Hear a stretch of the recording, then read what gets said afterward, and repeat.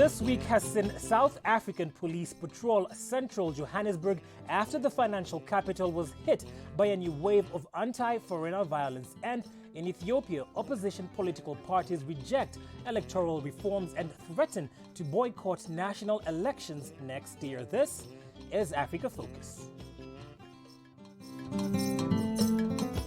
Separatists fight for the creation of an independent state in West Cameroon. Local dialect revived in Mozambique. And Ngbaba, a unique sport completely different from hockey.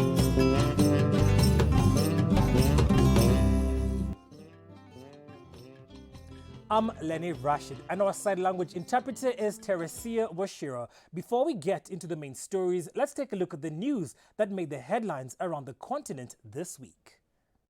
A Burkina Faso military court sentenced 2 generals to 20 and 10 years in jail for masterminding a 2015 coup attempt against the interim government. General Gilbert Diendere was sentenced to 20 years in prison for charges of murder and harming state security, and General Jabril Bassol was given a 10-year jail sentence for treason, according to Burkina Faso's state TV. More than 80 people stood trial, along with the generals, for the 2015 short-lived coup. Diendere briefly took power after the Presidential Guard under his command staged a coup of the transitional government in September 2015.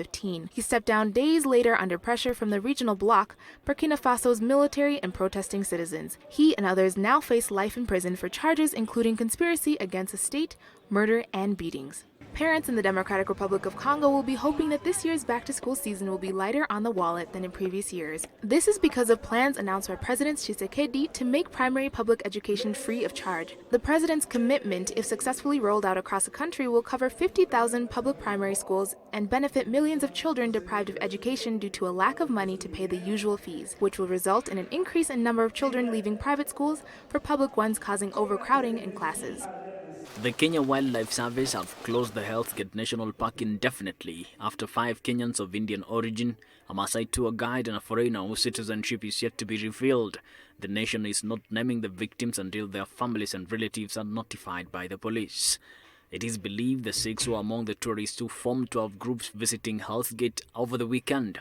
According to KWS rescue operations, 2 more bodies were recovered on Sunday night and 2 others on Monday morning. 7 bodies have been recovered since Sunday when flood waters rushed through Hell's Gate National Park, a weekend getaway from Nairobi that featured in Tomb Raider. The Cradle of Life, 6 others from the hiking party of 13 managed to escape. The violent torrent swept away 5 people from the same family, 4 Kenyans and an Indian resident, 2 others Kenyans, 1 a family friend and another hiking guide. Also perished. At least 2 minors were among the dead. 15 people were confirmed dead after rescuers spent the day searching the remains of a 3-story building which collapsed in Mali's capital Bamako. The residential building, which was under construction but was inhabited, fell down and the death toll rose through the day as firefighters extracted men, women and children from the rubble. Rescue crew arrived in the early hours of Sunday morning to extract people out of the building and worked until late in the evening. People cheered when the rescue teams pulled out a 4-year-old girl. 26 people were rescued alive from the partially occupied building after it collapsed just before dawn. The ministry later said an investigation into the building's owner had been opened. According to the local reports, the top floor collapsed into the rest of the building, which was already occupied, resulting in the entire structure collapsing like a house of cards. Such collapses are common in Bamako, one of the fastest growing cities in the world, where a construction boom has driven many to be built without permits. Thousands of people are leaving Cameroon's Anglophone regions, some of them fearing an escalation of violence after separatists called for lockdown days in the villages, according to the UN and international NGOs. In almost 2 years, the conflict, which sees separatists fighting for the creation of an independent state in the west of the Cameroon, has forced over 500,000 people to flee their homes. We have just heard that there will be a lockdown, and since the children need to go to school, that's why we are moving down, so that the children can go to school. It's causing me to go out is about the lockdown that is coming up, and we know that the town will not be too good, so I'm going to Bafostam to maybe stay there for a while before coming back. A military court in Cameroon on Tuesday handed a life sentence to the head of the country's Anglophone separatist movement, Julius Sesiku Ayub Tabe. Tabe, a charismatic leader widely deemed as a moderate in the separatist movement, was convicted with 9 others of charges including terrorism and succession. The sentences were confirmed by a lawyer for the separatists, Joseph Roux, who added the 10 had also been fined 250 francs, in equivalence of $422 million or 381 million euros. Analysts say that the decision could inflame the 22-month-old revolt. As I'm standing here, I don't even know where I'm going to pass the night. Am I going to Yaoundé? I'm going there to see my brother who is dead. Yes. I'm going to give my children to my brother. Ayub Tabe, a 54-year-old computer engineer by training, is the first self-proclaimed president of Ambazonia, a breakaway state declared in October 2017 in 2 English-speaking regions of the Central African country. The government responded with a military crackdown. Attacks by both sides have left 1,850 dead, according to the International Crisis Group ICG think tank, while the UN says 530,000 people have fled their homes. Due to the Anglophone crisis, our children cannot go to school, so we have to go to Kuala to send our children to school. So those are the challenges we are facing now in the 2 Anglophone regions. The unrest has crippled the economy of the northwest and southwest regions and had a knock-on effect across the country. Furthermore, it is estimated by the UN that more than 1 in 6 people in Cameroon, that is 4.3 million, need humanitarian aid, an increase of 30% from 2018, according to UN aid officials. About 50 children sit on a bare classroom floor looking expectantly at their teacher. It could be any lesson in Mozambique, except that they are not learning in Portuguese, the country's official language. The class is being taught in Changana, a local dialect spoken in southern Mozambique and in the capital Maputo that's closely related to the Tsonga language spoken across southern Africa. In Manhica, a small rural town in the south of Mozambique, children are no longer learning their lessons in Portuguese, the country's official language. Instead, their teacher is speaking to them in Changana, a local dialect. In most cases, when children start school in Mozambique, they are taught in Portuguese, despite 90% only speaking Changana at home. All the kids here know how to speak Changana. Only a few of them don't, those who come from the town. But most of them have no difficulty at all expressing themselves in Changana. Helena's students are taught in Changana until they are 10, before transitioning to Portuguese. This not only helps the children's early education, but also the bond between teachers and students. And the results are positive. Out of the 7 classes in the school, the bilingual class has the highest success rate in the first term. With bilingual education, the kids are more active because they master the language. They're not afraid to talk to the teacher. They express themselves better in a language they know well, the local language. In rural areas of Mozambique, teachers able to teach in Changana are rare, a remnant of a time when the dialect was repressed under Portuguese colonial rule. But slowly its revival is beginning to spread. Today, in over 100 schools, more than 5,000 children are being taught in Changana across the Maputo province.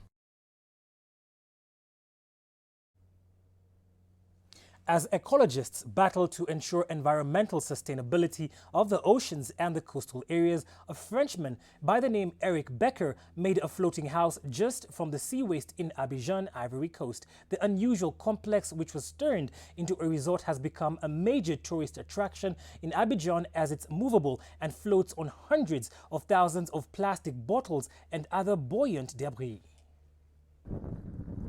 This is Iloflante, a floating island dancing on garbage of cans at Abidjan coastal side in Ivory Coast. Unlike many other artificial islands, the mini resort is movable and floats on hundreds of thousands of discarded plastic bottles. Eric Becker, of French nationality, is the mastermind of this conspicuous mini resort made out of the ordinary sea pollutants. The island sits on 700,000 discarded bottles and other buoyant debris. C'est une île artificielle It is an artificial island that is built with the waste from the lagoon, mainly plastic bottles.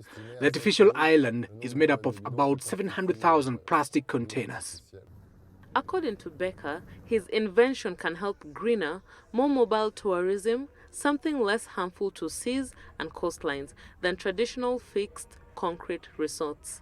The seaside resort, which has become a major tourist attraction in Abidjan, comprises 2 thatched bungalows and a restaurant with a bar, 2 small pools, trees and shrubs, and a circular walkway. Spread out over 1,000 square meters, the island is bigger than a motorboat and handier than a jetty, as it can also be taken to other locations. It brings a little extra tourism to the city of Abidjan, which alongside the big hotel like Sofitel Hotel Ivoire needed something as original as the floating island. And today it has become the tourist attraction of the city of Abidjan.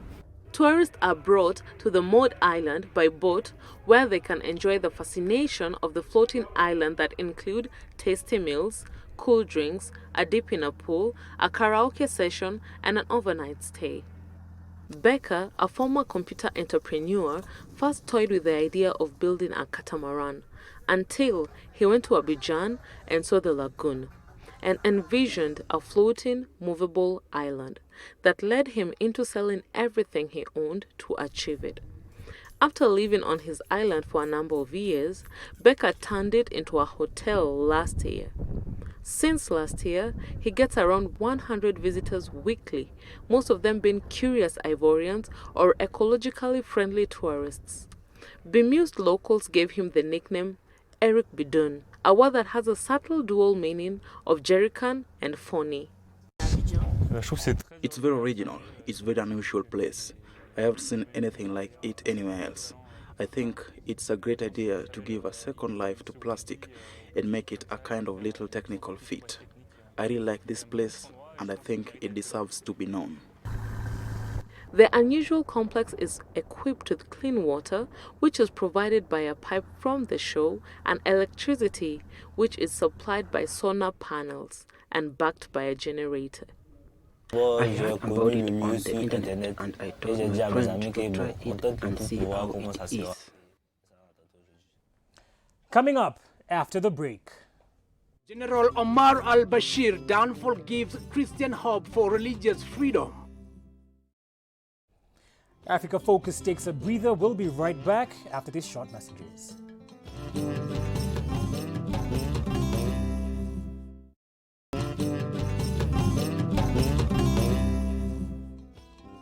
Welcome back to Africa Focus. Sudanese Christians who have suffered decades of persecution under the regime of Islamist General Omar al-Bashir now hope his downfall will give them religious freedom they have long prayed for. Government figures say Christians represent only 3% of Sudan's 40 million inhabitants, although Christian leaders say the actual figure is much higher. Deep within the maze of dusty allies, the honeycomb of Duman, Khartoum's sprawling twin city, Yusuf Zungila's church is hidden in the courtyard of a friend's home. It consists of a few iron benches, a pulpit, and crosses hastily painted on pillars holding a corrugated roof. Denying that Christian minority permits to build churches has not only been the main tool of oppression, but also the Islamic culture that was imposed by the state in schools and workplaces, despite the former constitution stating freedom to religion. We were praying so that the previous regime would change, and God has responded to our prayers. We Christians became an integral part of this change, because we were part of the movement against the regime. As for the future, when we hear what the new officials are saying, we feel optimistic. Some of the foreign charities that assisted Sudan's Christians were driven out, a movement that intensified after the country's Christian majority South succeeded in 2011. Bashir, who enforced Islamic Sharia laws after coming to power in 1989 coup, was brought down in April by a wave of protest that erupted over the country's worsening economic crisis. A new civilian majority administration has already been sworn in under a deal struck between the opposition and the generals who took charge after Bashir's ouster. The constitution adopted for the 3-year transition notably omits Islamic as one of the characteristics defining the state. The major challenges and the difficulty that the churches faced under the former regime of Omar Bashir was the issue of land, church land, how to get land to build churches, including demolition of churches which were built in shanty towns because they claim that they have no legal documents. That and the wind of democratic change in Sudan have given religious plurality would be better protected in the coming phase. A protest was held in Khartoum last week by Christians demanding equal rights, something hard to imagine in Bashir's days when arrests and fines were common. Christians have suffered during the rule of the former regime, and this is why they took part in the change. They wanted to see Sudan bringing everyone together, from Christians to Muslims and everyone else. This is why Christians were essential players in the change that took place. Many hope that the new administration will ease the pressure on Christians, as a document alone does not alleviate people's suffering. For this transition to work, peace has to happen. Ngbaba, a unique sport in the Central African Republic, almost like the embattled country itself, has been hauled back from near death. Do not mistake it for hockey or baseball because they are entirely different. Take a look. More than a sport, Ngbaba was part of an initiation rite to celebrate passage into manhood for some tribes, as it teaches endurance and bonding. Here, two teams confront each other on the dusty sports field, wielding roughly cut sticks to work a homemade park at high speed.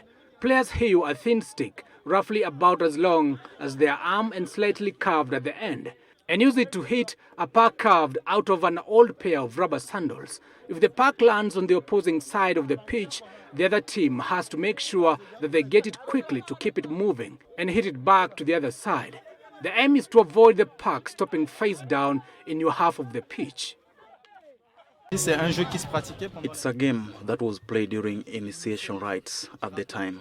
It's a game that united people, which reminded people of the values of community life. That's why we are bringing the debate around this game back. Our parents had the chance to play this game. They knew the context in which they played and the society in which they lived.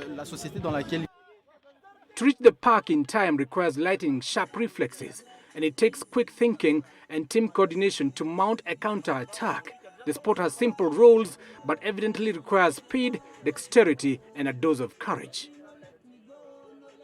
The sight of this rugged game triggers distant memories of happy times for the middle-aged and beyond it, as it was once played widely in the streets and villages before becoming a victim of the unrest that broke out among the country's mosaic of ethnic and religious groups.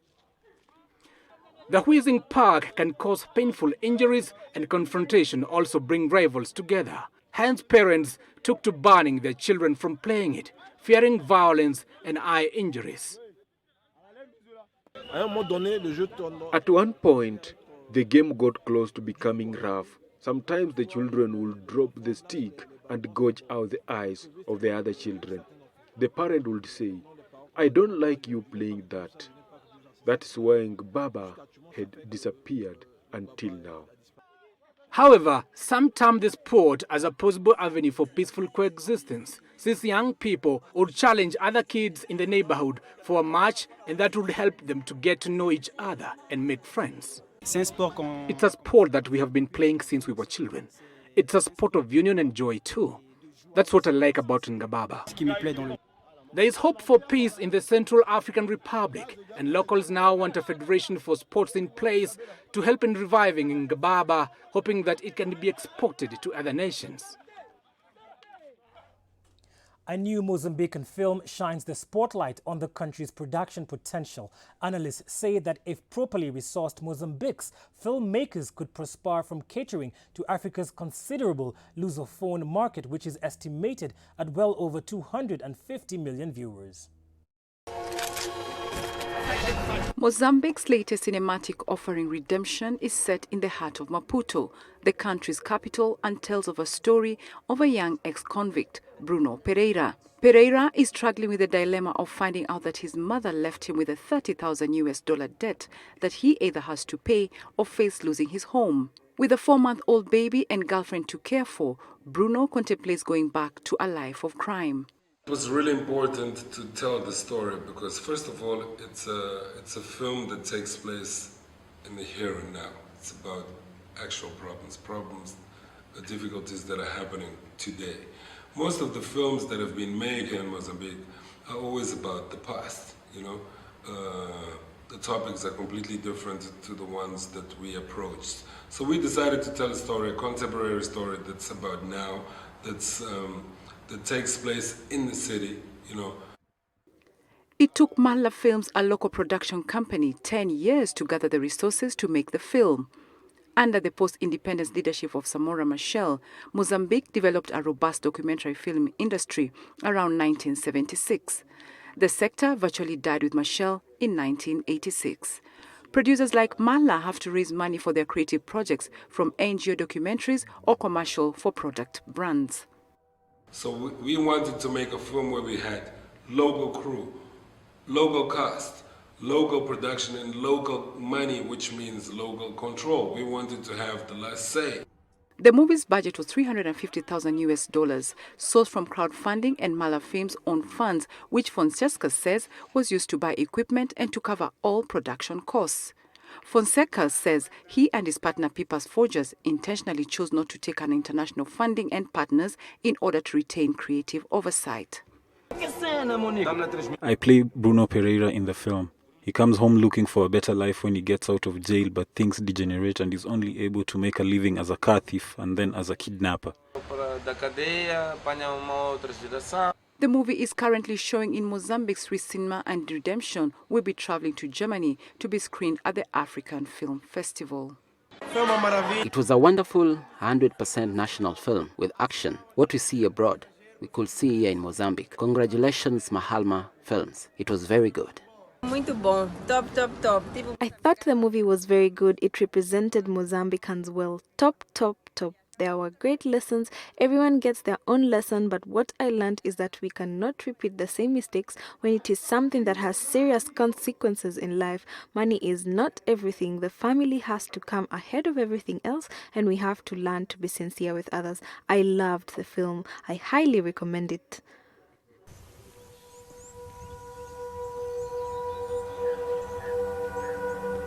Bruno! Bom, pai não pode ir contigo.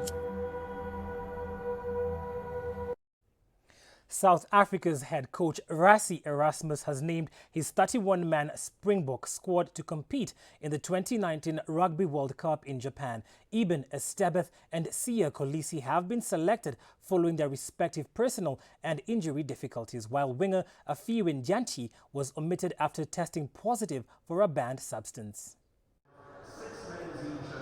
The team set to represent South Africa in the Rugby World Cup in Japan from September 20th to 2nd November has been announced. Eben Ezebeth, who was denied allegations of pointing a gun at a homeless man, has also been included in the squad. Coach Rassie Erasmus said that the allegations are as yet unproven, thus giving Ezebeth a call-up. The 27-year-old lock was accused on social media of insulting, assaulting and pointing a gun at a homeless man on Sunday in the coastal town of Ngbaba, north of Cape Town. Obviously, you can't just believe what somebody else says on social media, so I'm comfortable that is not the truth, that what's said in social media. And if anything like that happens, and it is the truth, then somebody like that would not be part of our team. He would not go to the World Cup, you know. So until something like that gets proven, you know, it's just a rumor, in my opinion. Meanwhile, Siya Kolisi will captain the squad in green and gold and is one of a record 11 black players chosen for a South Africa World Cup squad, up from 8 who went to the last tournament in England and Wales 4 years ago. Last year, Flanka Kolisi became the first black test captain for the Springboks, a team reserved for white players during the most of the apartheid era. We will be the first team there, so we'll have a week there together. Then we'll play Japan. Then we'll have another week, and then we'll play the All Blacks. So we'll be actually there, getting used to the heat, training in the heat, play an actual match in the heat, playing against Japan. We'll have crowd support there. So I think hopefully the spin-off will be that we will probably be the team that gets used to conditions. Trophy holders New Zealand, Australia, England, Ireland, South Africa and Wales are considered the strongest title contenders. Among them, Springboks are the only side unbeaten since July. I'm really happy and I'm excited.